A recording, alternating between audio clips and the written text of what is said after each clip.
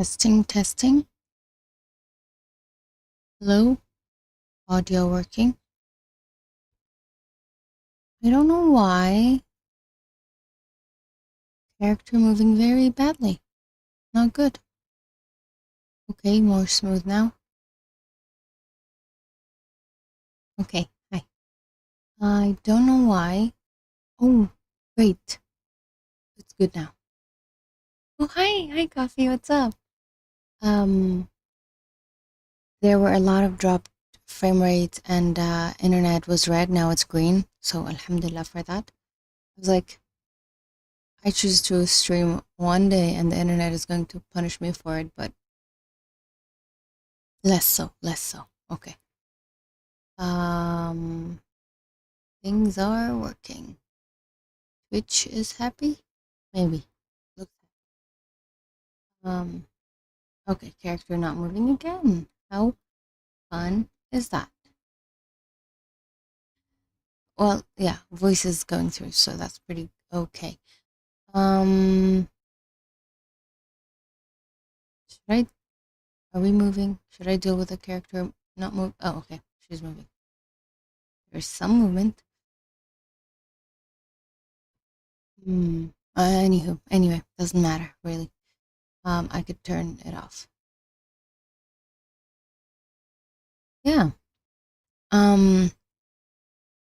Before I start, I wanted to sort of mention that the other day I saw Andre Karpathy posting something. Can I find it? Probably if I search about his new company, Eureka Labs. And that Eureka Labs, I think. I wrote it incorrectly. Wait, how does one write Eureka? Ah, okay. Found it. And it seems interesting. Kind of school for AI. And like I'm learning something new, high quality course material. So that made me happy. And I think it will be really interesting because, yeah. Then when I saw this, I was like, oh, I should check, but it's not really ready. It's supposed to be built with, I guess, like an open source way. So none of them are ready, but with his track record of teaching, I think it will be good. Yeah, they don't exist yet. So that was cool. And okay. And now I should do some learning. Yep, character is moving. And motorcycle is passing. Life is good.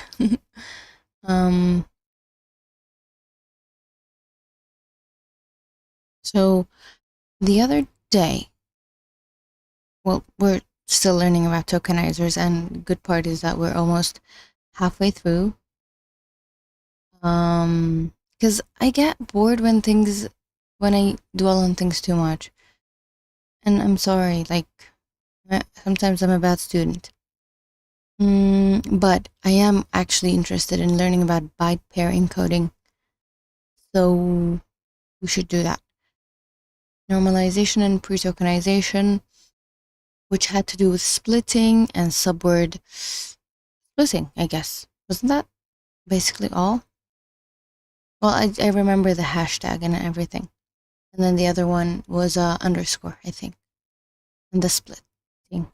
There was a picture that's currently in my brain, this one. normalization, pre-tokenization model, and post-processing. So with normalization, you remove unnecessary things, and that could mean punctuation sometimes. And then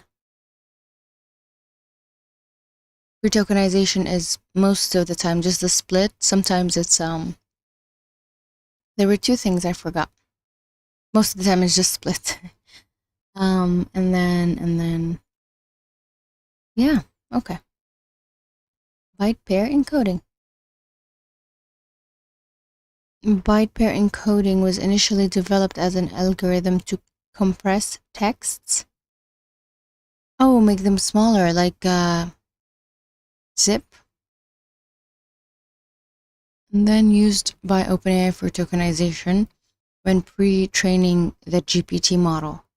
It is used by a lot of transformer models, including GPT, GPT-2, Roberta, BART, and ZEPETO. That's supposed to be like, is that supposed to be something? Deborah? No. Okay. This section covers BP in depth, going as far as showing a full implementation. I like that. You can skip to the end if you wanted to. You just want a general overview. No, I think learning about the whole thing and then forgetting would be better than not learning the whole thing and then forgetting. Okay, playing audio.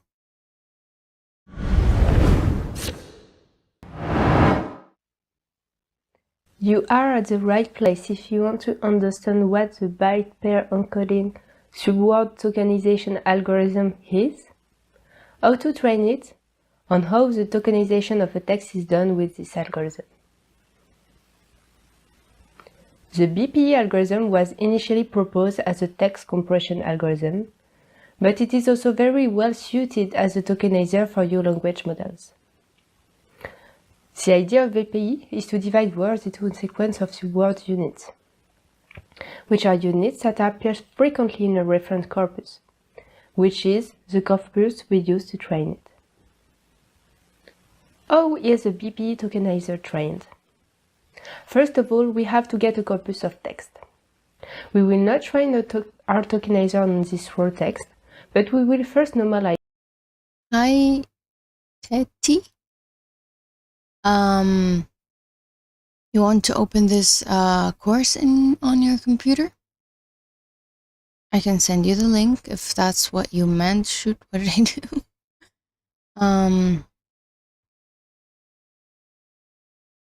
This course that I'm learning, I can send you the link.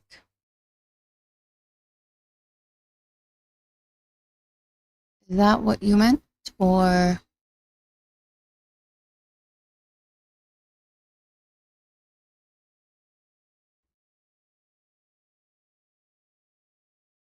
I gave you the link to this one, but you could just clean up the URL and go to the NLP course or just the HuggingFace all learning.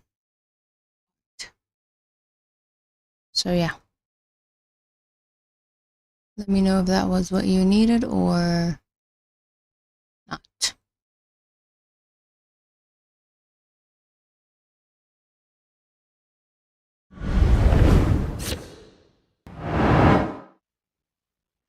You are at the right place if you want to understand what the byte pair encoding subword tokenization algorithm is, how to train it, and how the tokenization of a text is done with this algorithm. The BPE algorithm was initially proposed as a text compression algorithm, but it is also very well suited as a tokenizer for your language models. The idea of VPE is to divide words into a sequence of subword units, which are units that appear frequently in a reference corpus, which is the corpus we use to train it. How is a BPE tokenizer trained? First of all, we have to get a corpus of text. We will not train our tokenizer on this raw text, but we will first normalize it, then pre-tokenize it. As the pre-tokenization divides the text into a list of words, we can represent a corpus in another way, by gathering together the same words and by maintaining a counter. Here represent. This is not a bag of words, is it? Maybe frequency enneagram? Unigram, right? Blue. To understand how the training works, we consider this third corpus composed of the following words: HuggingFace, hugging, hug, hugger, etc. BP is an algorithm that starts with an initial vocabulary and then increases it to the desired size. To build the initial vocabulary, we start by separating each word of the corpus into a list of elementary units that compose them. Here, the characters. We list in our vocabulary all the characters that appear and that will constitute our initial vocabulary. Let's now see how to increase it. Didn't we overdo it on the character splitting, or is that like the whole point of byte pair encoding and I should just listen? We return to our split corpus. We will go through the words one by one and count all the occurrences of token pairs. The first pair is composed of the token H and U. The second, U and G. And we continue like this until we have the complete list.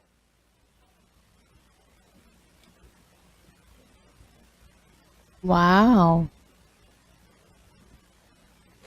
Once we know all the pairs and their frequency of appearance, we will choose the one that appears the most frequently. Here it is a pair composed of the letters L and E. We note our first merging rule, and we add the new token to our vocabulary. We can then apply this merging rule to our splits. You can I should continue listening, but I was thinking, makes sense to add more frequent things to your vocab. Are we stopping at one, the most frequent, or are we choosing everything, or are we... I should just listen. See that we have merged all the pairs of tokens composed of the tokens L and E. And now, we just have to reproduce the same steps with our new splits.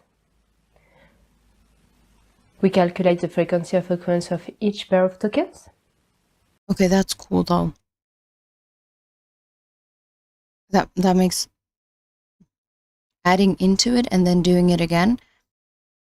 That's pretty cool. I thought we'd just make, we just put all the frequent ones together. But this exponential, no, that's not how it works. Anyway, this doing it, well, and then going back and then doing it, I like it. We select the pair with the highest frequency. We note it in our merge rules. We add the new token to the vocabulary. And then we merge all the pairs of tokens composed of the token. So we replace them. Okay. We don't keep the old versions. Li and A into our... Yes, recursive. Thank you. I like this recursive style. Feels more useful. Our splits. And we can repeat this operation until we reach the desired vocabulary size.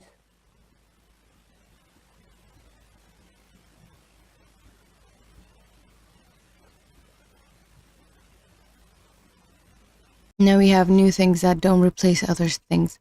This here was mostly replacing, but this less so. Now we have ha for HuggingFace. And now I'm curious how many slides this thing has, because it looks like, doesn't look like a video, looks like a 2-minute slides, like maybe 100. Here we stopped when our vocabulary reached 21 tokens. we can see now that the words of our corpus are now divided into far fewer tokens than at the beginning of the training. And now byte pair encoding is, that's everything. It's now demystified in my brain. And it's cooler. On that, our algorithm has learned the radicals hug and learn, and also the verbal ending, ing. Now that we have learned our vocabulary and merging rules, we can tokenize new text. For example, if we want to tokenize the word hugs, first we will divide it into elementary units, so it becomes a sequence of characters. Then we'll go through our merge rules until we have one we can apply. Here we can merge the letter H and U. On here we can merge two tokens to get the new token hug. When we get to the end of our merge rules, the tokenization is finished.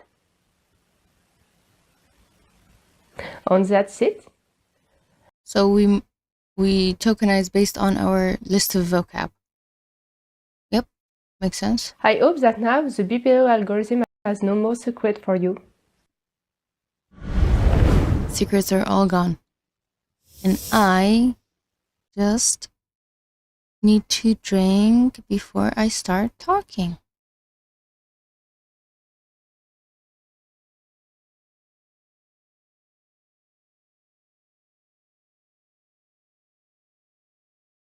Okay, so training algorithm.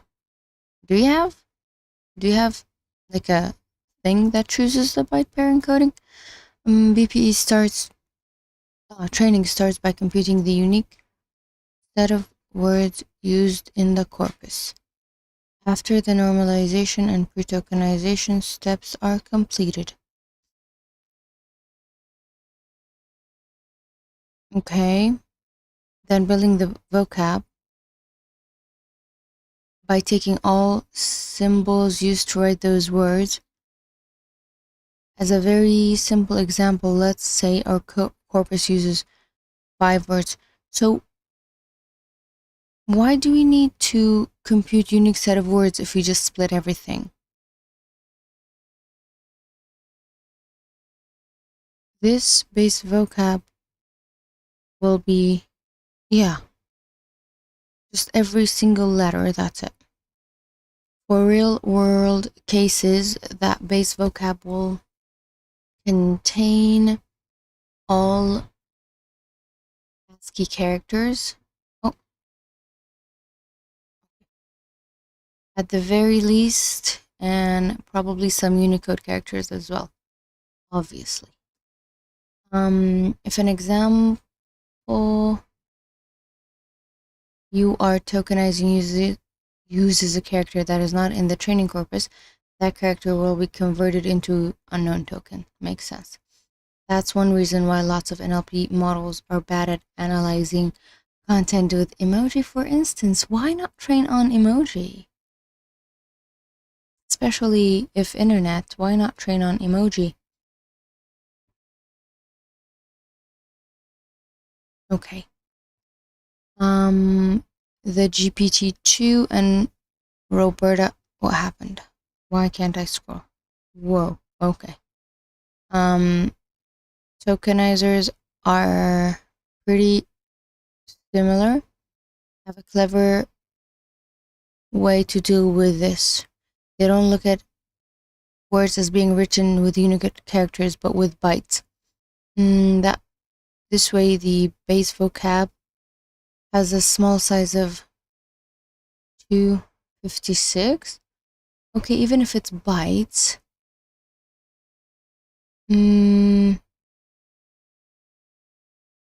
if we include Unicode, it will be more than 256. Every character you can think of will be included and not end up being converted into a known token. This trick is called bi-level BPE. Am I wrong? Tell that to the Chinese. I mean, each character will be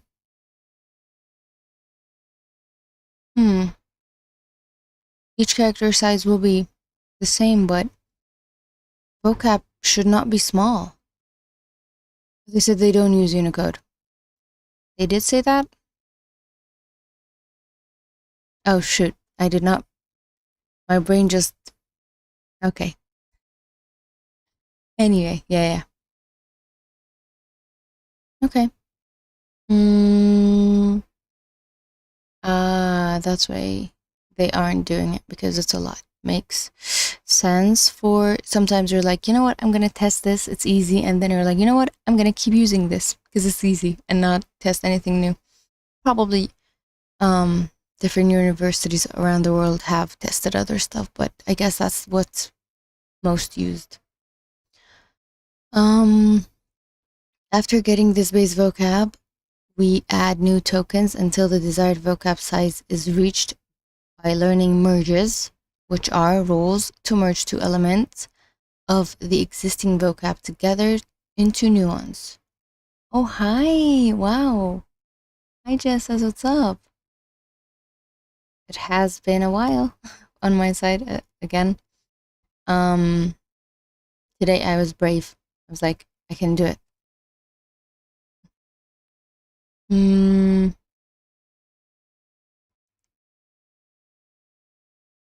At the beginning, these merges will create tokens into characters. And then as training progresses, longer words. The merge is called training.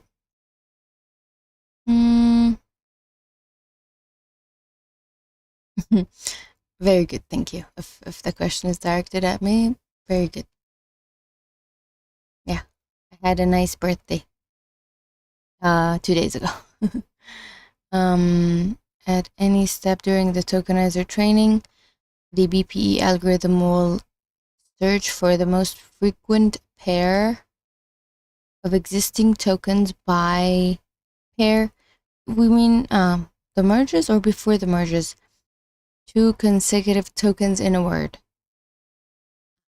That's why we need word boundaries.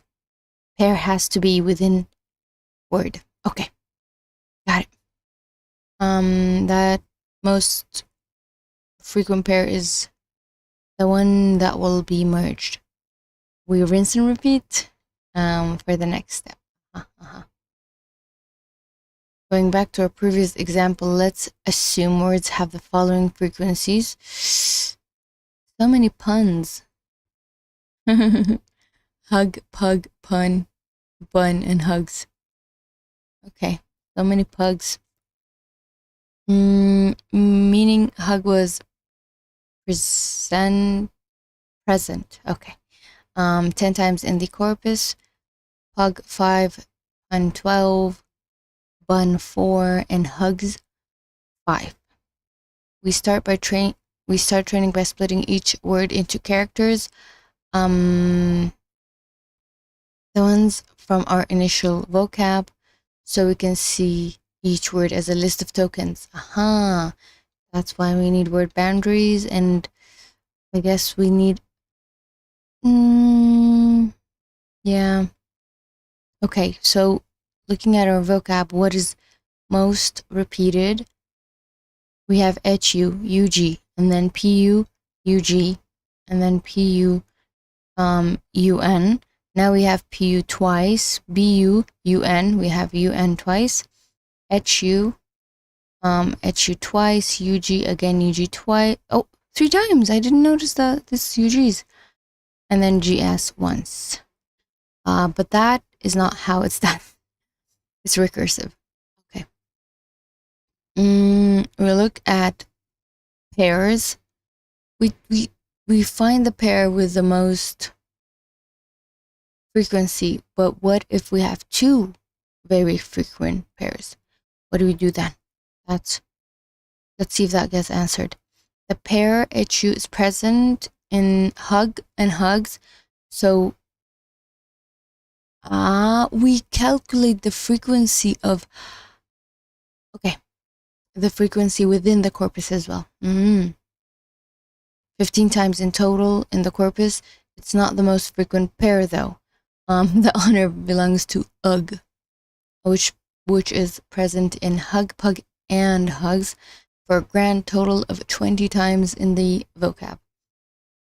Thus, the first merge rule learned by the tokenizer is UG, which means that my brain, for some reason, is going through how many things I know that have to do with ugh. Well, the shoes, but also the...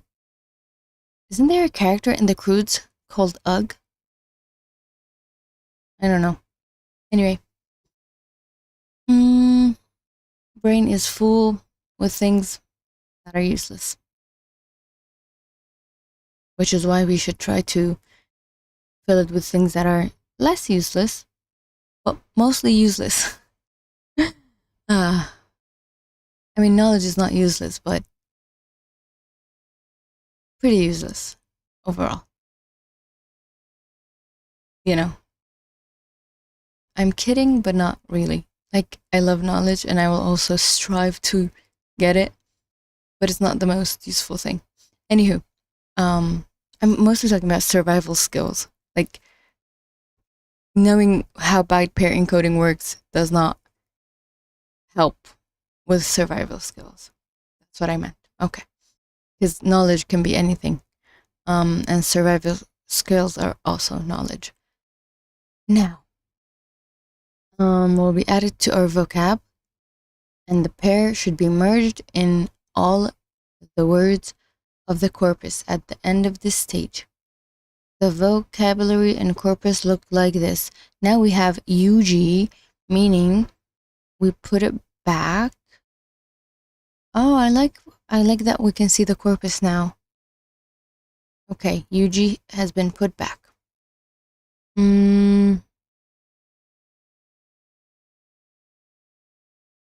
All right. Oh, thanks. Did this message not come on Restream? The happy belated one? Yeah, why Restream stopped giving me messages. Thank you.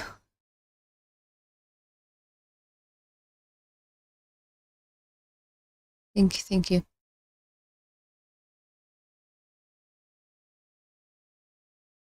Okay. Why 12 though? For the pun? Is it punny? I don't know why 12.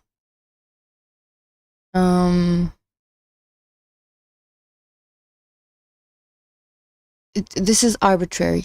The numbers don't really matter. So now we have pairs that result in a token larger than 2 characters.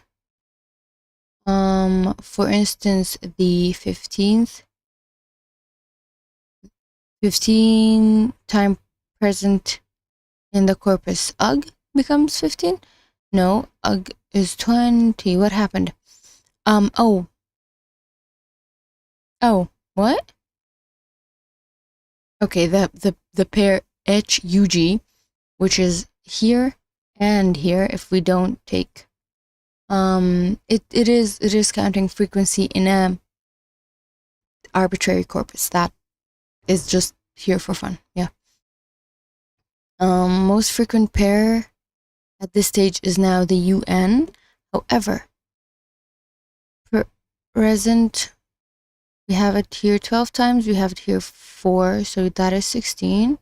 Yeah. Yeah, it's supposed to show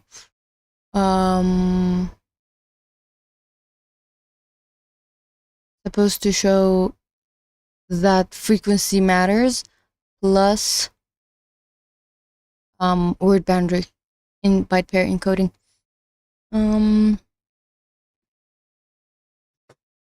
So the second merge with the UN thing, rule learned is the UN thing. It feels weird just saying UN.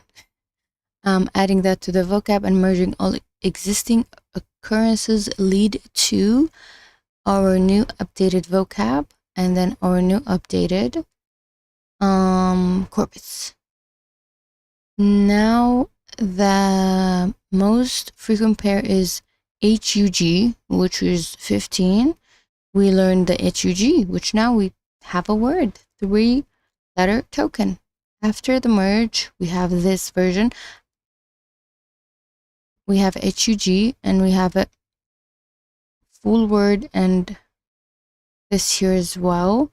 We continue until we reach the desired vocab size. Next rule would be, let's check. We have PUG, PUN, and BUN. PUN because it's the longest, the most 12, highest frequency. Okay. So that is the idea. Now we look at the algorithm, I guess. Tokenization follows the training process closely. It comes before it, right? In the sense that new inputs are tokenized by applying the following steps: normalization, pre-tokenization, splitting into characters, and then applying merge rules in order, right? This was not in order to, it was just in order on those splits. Got it. Let's take an example we used during the training with 3 merge rules learned. Okay. What happens? We have UG, UN, and HUG. So UG is here and here. Why does it still exist? The word bug will be tokenized into BUG. Based on this vocab. Got it. Mug will be MUG. M doesn't exist, so it becomes unknown. M, right. And then thug, okay. TH doesn't exist. UG. The letter T does not exist. H does though. We have hug. So T and then UG, HUG. Got it.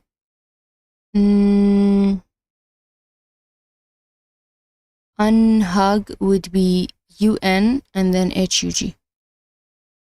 All right. Implementation of the BPE.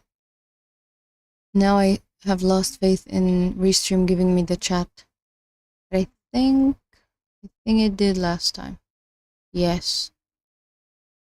I am caught up. Okay.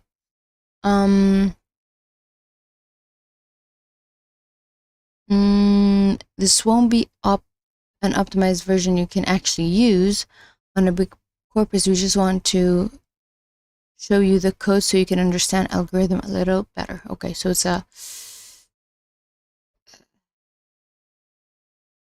Oh, I forgot what it's called. Checking if something works. Proof of concept, there we go. First we need a corpus. Let's create a simple one with few sentences. Okay. We have our corpus of 1, 2, 3, 4 sentences. No! I slandered the good name of Restream and then the stream dropped. I should be careful. I love Restream. We need to pre-tokenize corpus into words. Since we are replicating a BPE tokenizer like GPT-2, we'll use GPT-2 tokenizer for pre-tokenization. Why are we cheating? I thought we were supposed to do implementation. Okay, we're calling GPT-2. You go, and then you open, and then you come back,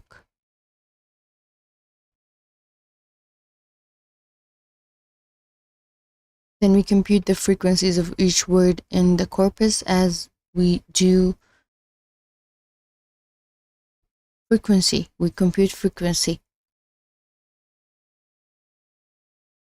But, okay. I don't know why we have this tokenizer, because we were supposed to do it ourselves, but we're not. Okay. Words with offset. Ah, that's actually useful. Where's offset? Forward. Offset in words with offset. +1.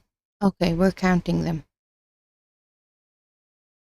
I'm sure there's an easier way to do this.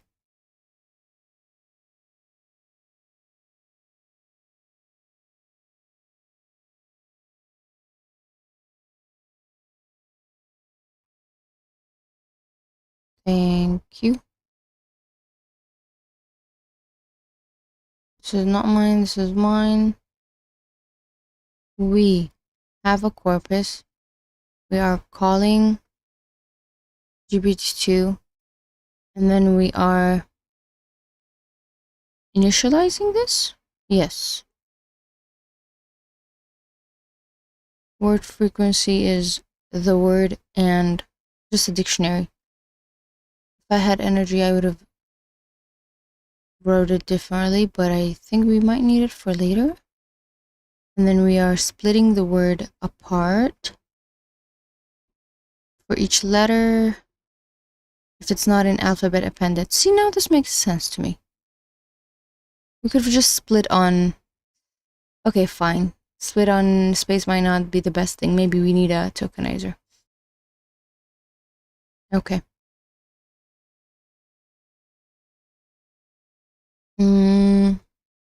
Then we do letter. And this is what... We didn't do normalization. Were we not supposed to do normalization? Isn't that why we brought in a tokenizer?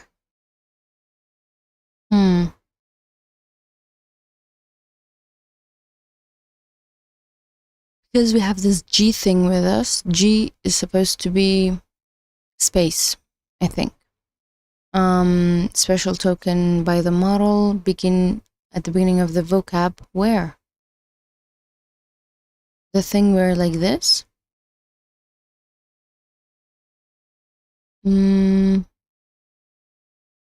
Is end of text, I guess. Feels more like a space.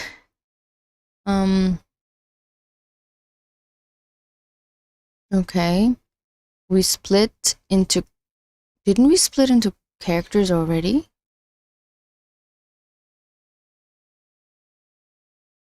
Ah, we have. Okay. We do training. Okay. So we have... Is it okay that we did not normalize? What does vocab look like?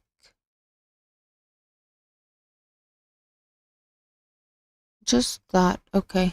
Alphabet.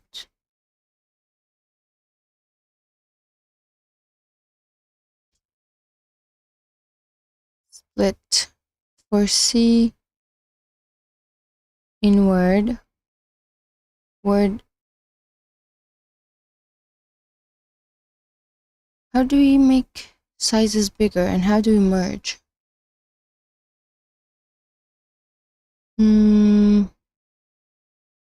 Now that we are ready for training, let's write a function that computes the frequency of each pair. We'll need to use this at each step of training, yes. We have... Wait. This split part is supposed to be just... I am a bit confused.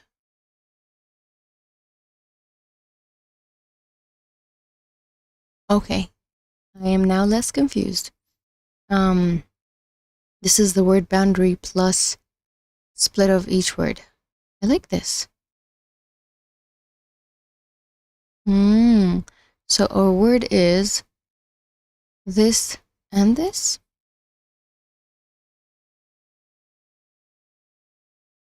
think it's my first time seeing this function written like this. My Python skills are a bit rusty.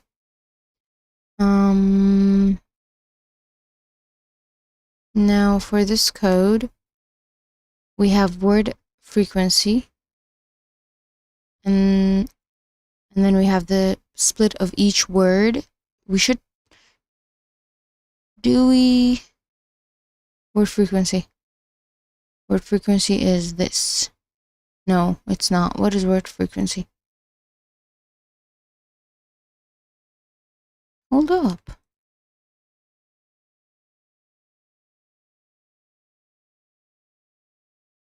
It is... Did we calculate it? We did.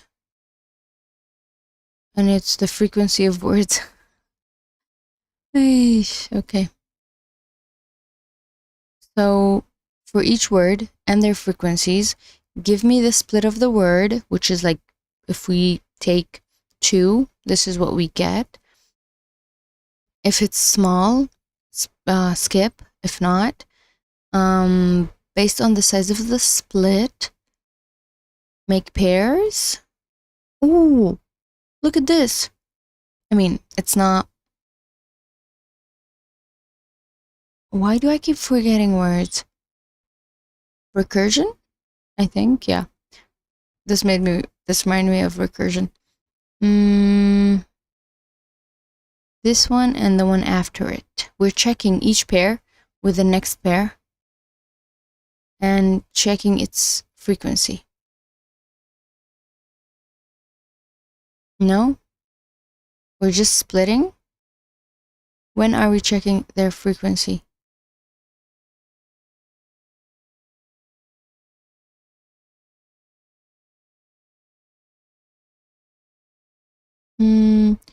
Compute frequency of each pair. We only compute the frequency for now of each pair, and then we merge, and then we compute, and then, we choose something.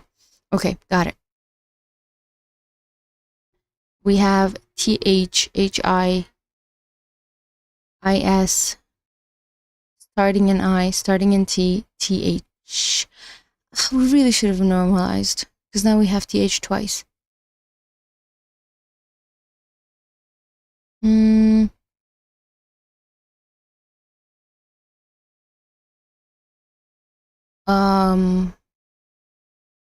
Let's have a look. We did.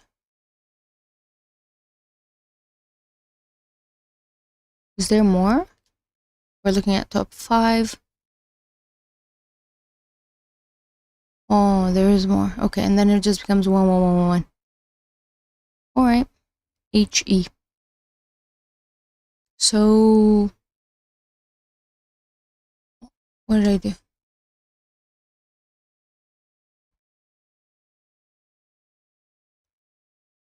So, we check for the best pair. It's not like top 2 pairs, it's best pair. Does it matter if we try to do top 2? Or would that be max frequency for the pairs if... There has to be a... Hold up. What's the difference between best pair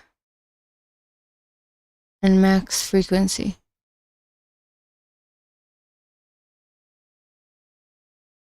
Wait. Oh, we're looking at the pair? Okay, because I also think there's an easier way to find max frequency.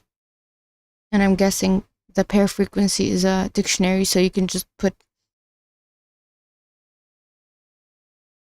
Can you put frequency and get out the pair? I think you should. Key value and then value key. Anyway. It's still that. And then we merge. Whoa, we merge manually. That was surprising. Okay. We merge and we append. And then we have to replace. Why are we appending? Why aren't we popping out G and T together?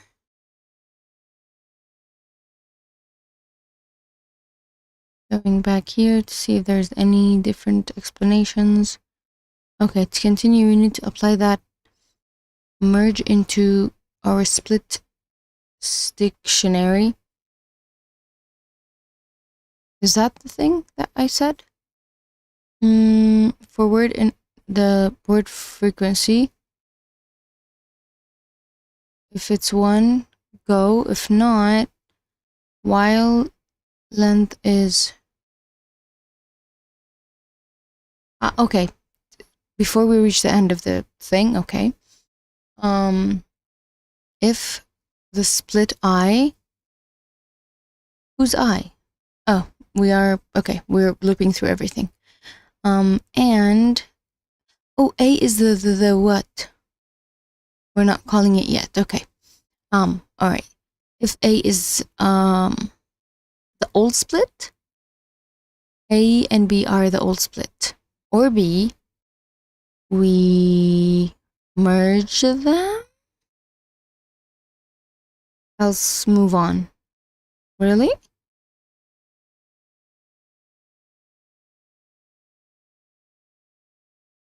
Did we?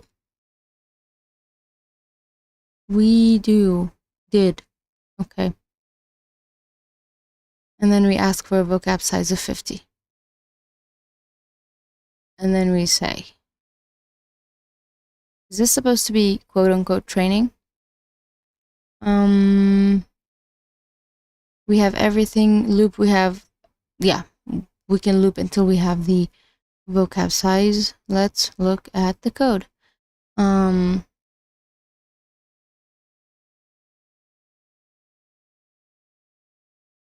Length is till we reach the vocab size. This is while, not if. I miss for loops. Okay.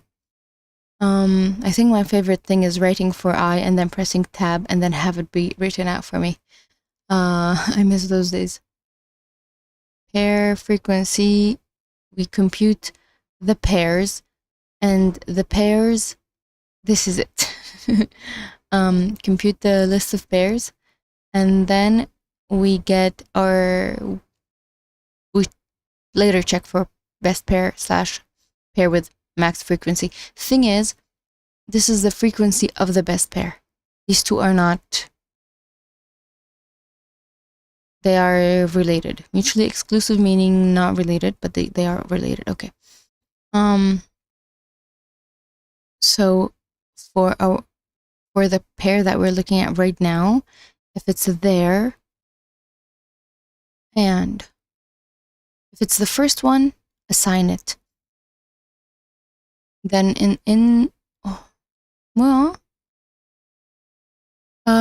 this loop continuously happens. That's why we need to assign it each time. And then we merge best pair that came out within the word. Merge, append, vocab.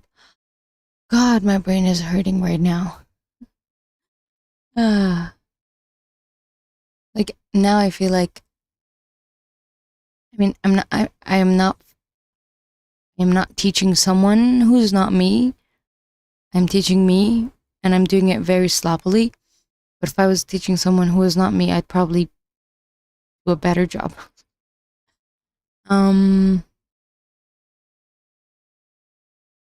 Okay. And we look at our 50 merges. Well, I didn't run this. Sorry.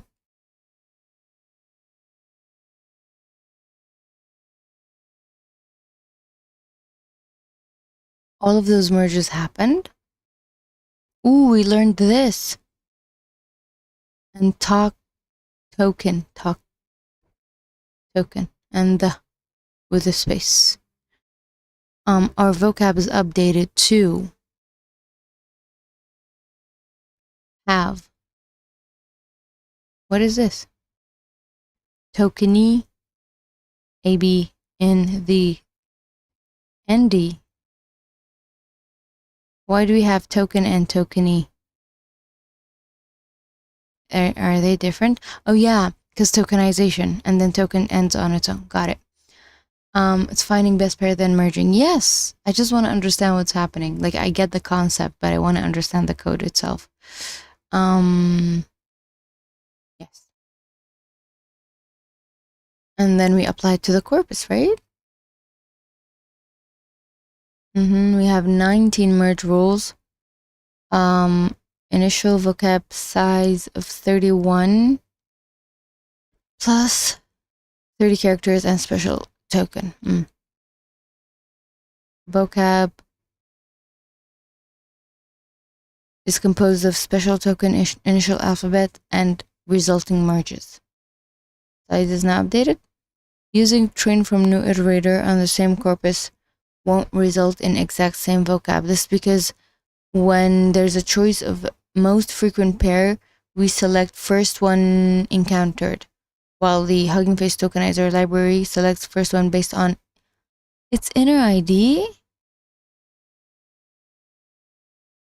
So if they are the same, we have like 3 or 4 most frequent pairs, then you just arbitrarily use something. 재밌네. It's interesting. To tokenize a new text, we pre-tokenize it, split it, apply all merge rules learned. So we say we tokenize it, and then what was pre-tokenized again?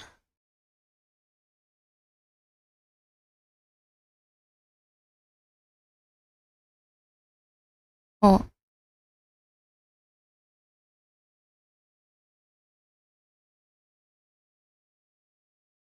we had this. Oh, we do the word boundary. Got it. Okay, got it. I remembered. And then we split character, and then we do the pair merge.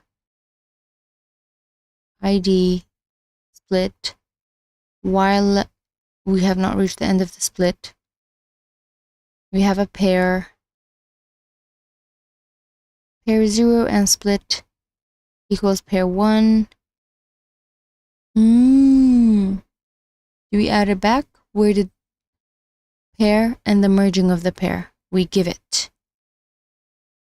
I think. Okay. And then to do this, which our new function, think of it as a highway with existing ramps. That works actually. Not existing. What is wrong with me? Yes. Merging highway merges. Yeah.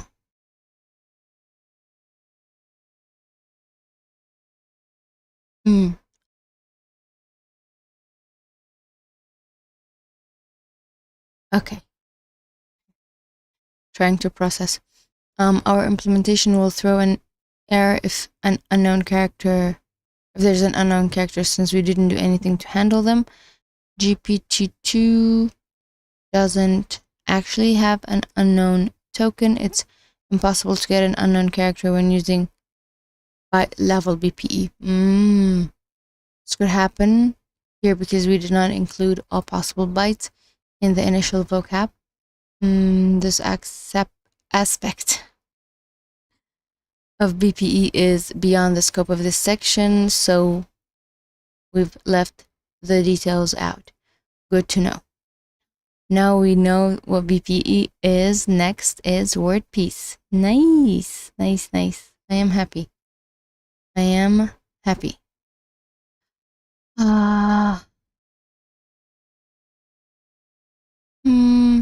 thinking, do I go or do I try to watch some of this prompting video?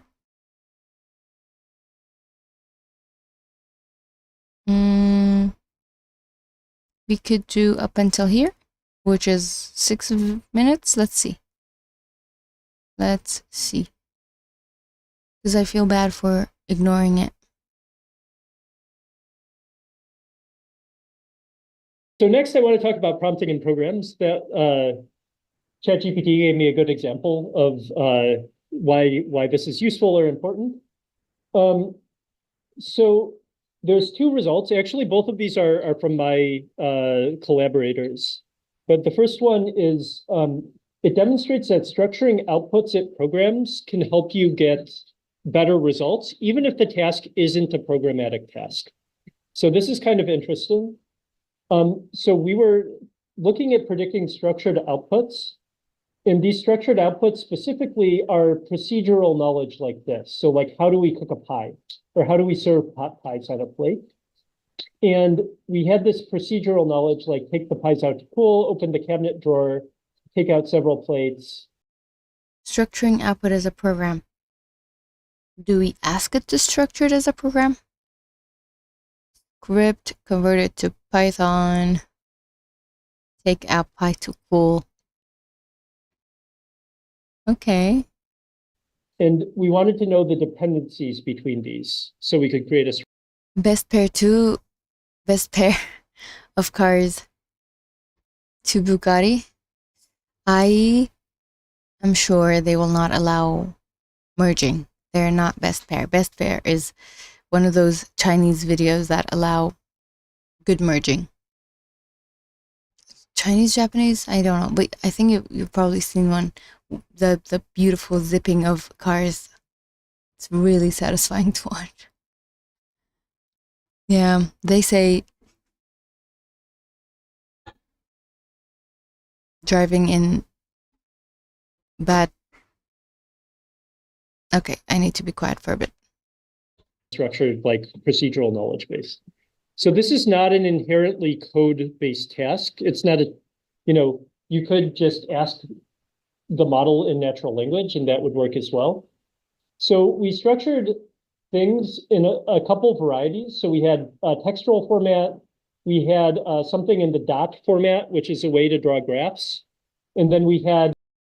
Okay, there was some background noise that I had to be quiet for a bit, but yeah, those beautiful zip cars.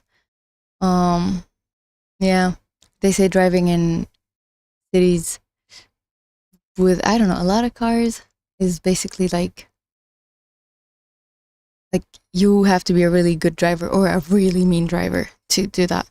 And people have said that my city is the same. So I'm either a really good driver or a mean driver. I'd go for the second one. Yeah.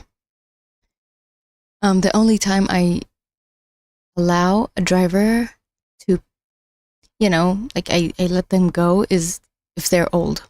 Like I try to be nice to old people.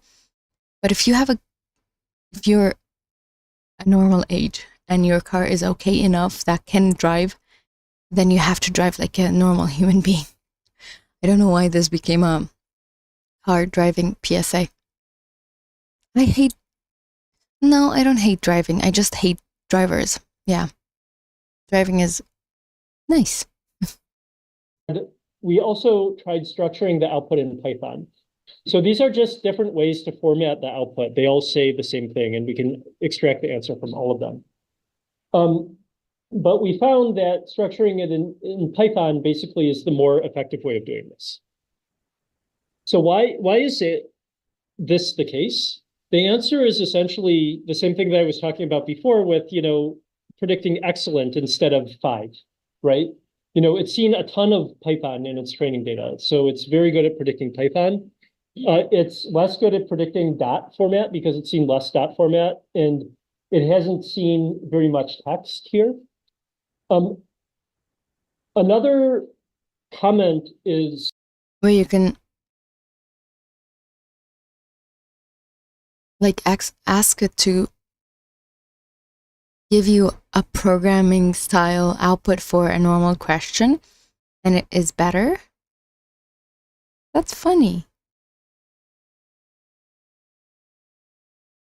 Code is very every drive 20 hours. Yeah. Yeah, some drivers drive me crazy. very highly structured. compared to natural language. And because code is very highly structured, we have things like dependencies where we refer back to variables that we defined before and other things like this. So I think when it starts outputting code, the models get into this mode which say, yes, please refer back to the things you've seen previously more often. Like attend to previous stuff more often and don't just like generate things, arbitrarily and hallucinate, new content. And because of this, for generating structured outputs, even if the structured outputs don't need to be code, you can benefit by doing this. Another thing that's a really... Like an example would be, I don't think a good example would be write an email, but I think a good example would be give me step by step something to do something. Like, I can't think of an example. Great. Amazing. Okay, goodbye. Handy trick is anytime you want to get a structured output out of a model, you can ask it to generate something in JSON instead of generating it in text. Another day, another tutorial. I mean, I've been MIA for a bit, but yes. Kanishik. That's a cool name. I did finish my tutorial doing part, so now I'm on the viewing leisurely a lecture on YouTube part. Oh, I would love to live in a world where self-driving cars are mandatory, or crazy idea, trains everywhere. Those are self-driving in a way, sort of pre-programmed. And the reason why JSON is useful is you can parse the JSON, you can pull out the strings and other stuff like that. So this can be very effective because if you just add an instruction that says, please format things in this particular format, often the model won't listen to you and it will output. Oh, definitely not done yet. No, I did one part.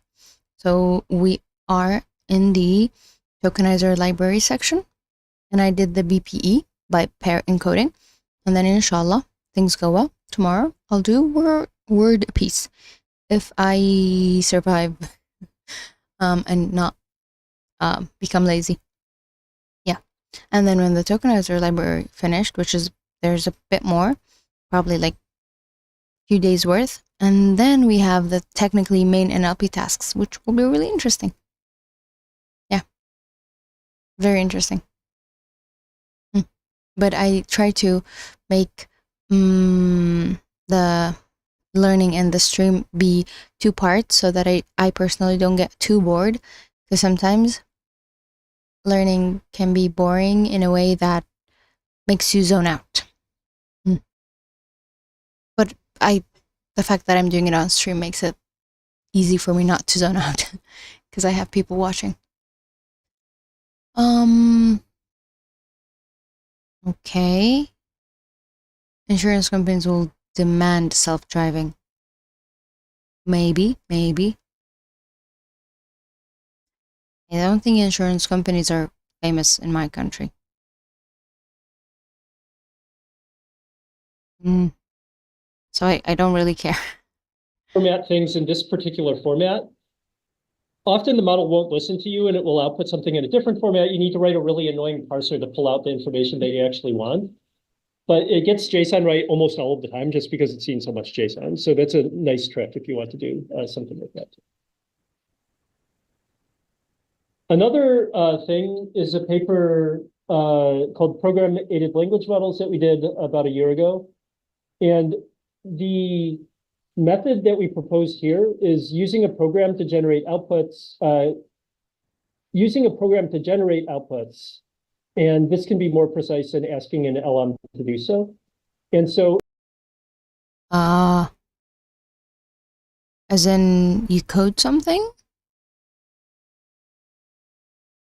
Instead of doing chain of thought prompting, we created a few shot examples where we wrote like the text here and then the text in English, and then we had code, corresponding code, the text in English, corresponding code. and then the answer is, and then the final code. And then we basically generate this code and execute it to get the answer. So like, as you saw, this is implemented in ChatGPT now. It's you write something out, it will decide whether it wants to generate code or generate text, depending on the type of problem. And it's just more precise. It can solve like actually rather complex problems, like calculating how much tax you need to be paying or something like that. Wow.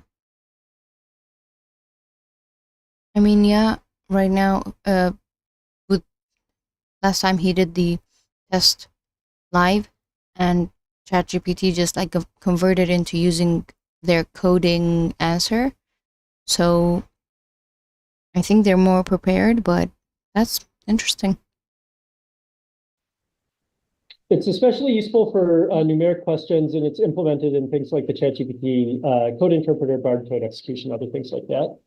It's pretty cool. It can actually do visualizations for you for papers also. So if you ask it to visualize data for you, ChatGPT now does a pretty good job of doing this. Like, to give an example, I gave it a big Python list and asked it to generate a histogram, and it did a really good job of it for me.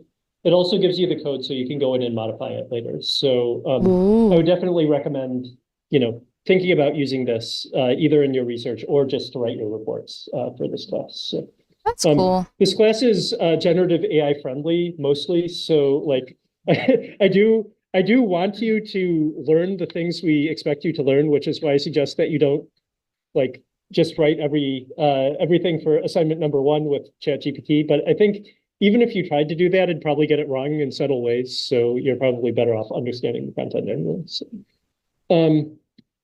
cool. This can also be expanded a whole lot into like agents and tools, and I'm going to talk about that separately later. Okay.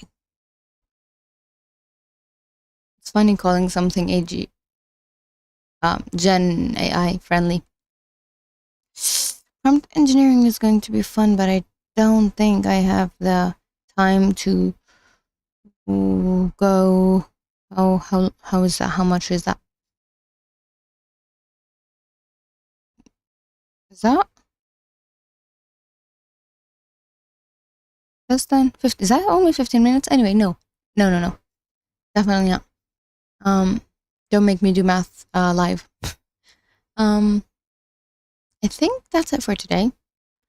I am surprised that people still care and come on watch the streams, because I feel like I can be disappointing sometimes, especially with my schedule.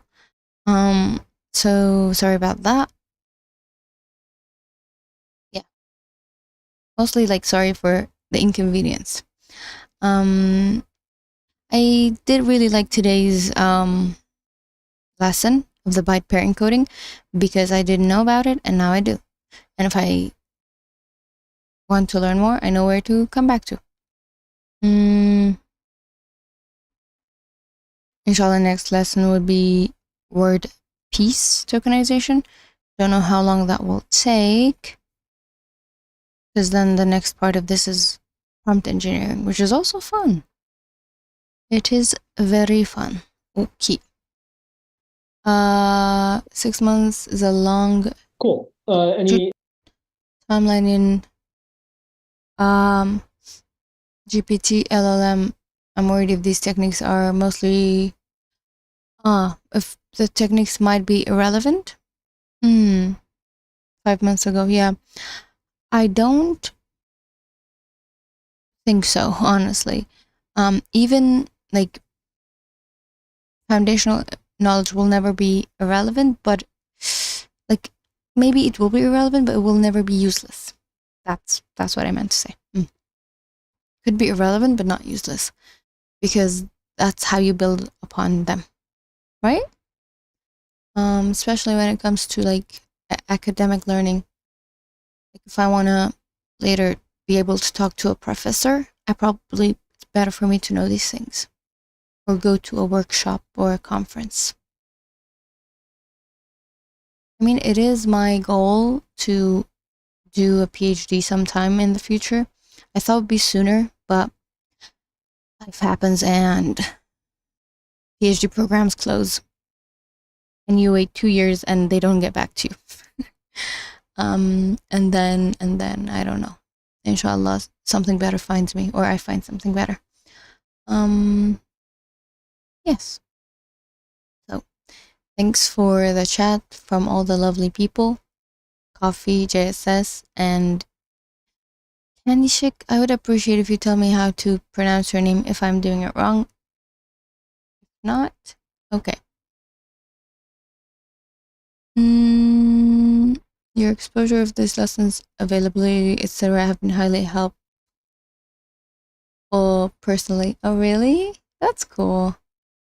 I do find them to be helpful for me, obviously, as well, but not to the level of doing things practically, because I'm trying to do those in my free time as well. So I do feel far more capable than 6 months ago.